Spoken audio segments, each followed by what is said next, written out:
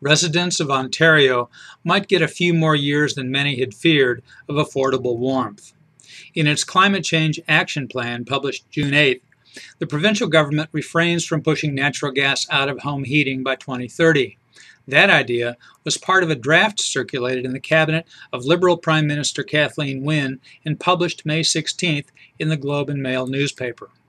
As discussed here last week, the plan caused such an uproar that provincial officials had to make the rounds disavowing the gas phase-out. The final version of the plan ambiguously prescribes building code updates with energy efficiency and greenhouse gas emission targets by 2030 and alludes to changes due by 2020. Otherwise, it remains the declaration of environmental authoritarianism indicated by the leaked document. The plan includes a renewable fuel standard, mandates that new residential garages have recharging outlets for electric vehicles, requirements for energy audits of homes, and $8.3 billion in spending, much of it for efforts to cut the use of fossil energy.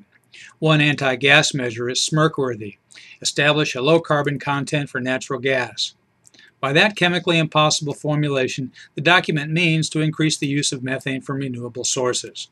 More important is the economic death spiral the plan will accelerate in a province already burdened by high tax rates, heavy regulation, and green energy experimentation already in progress. The new plan proposes to use as much as $1.32 billion from the province's cap-and-trade system to offset costs. But cap-and-trade systems deliberately impose costs by creating shortage. That's what the cap part does. So proceeds from a system that imposes cost are supposed to offset costs imposed by other manipulations of energy choice. Such programs turn economies hollow. They do cut greenhouse gas emissions, though, by stifling work and driving businesses and people to more affordable jurisdictions. We are establishing ourselves as global leaders in the fight against climate change, Wynne boasts in the plan. Will the last leader to leave Ontario please turn? Never mind. The lights already will be out.